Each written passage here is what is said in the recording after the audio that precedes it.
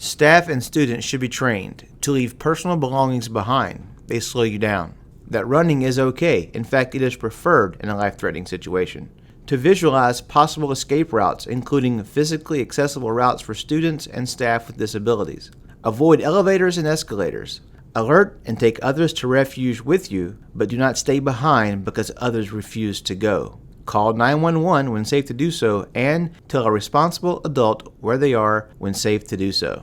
If evacuation or escape becomes necessary, you should try to do so by any means necessary. Think both traditional and non-traditional routes. In a life-threatening situation, anything that will get you to safety is a viable option. Here are some examples. Normally designated exit doors, standard hallways and corridors, fire doors, emergency exits, loading docks, shipping and receiving areas, employee doors and access points or areas normally restricted to staff, breaking a window, dropping out of a window, even punching a hole in sheetrock.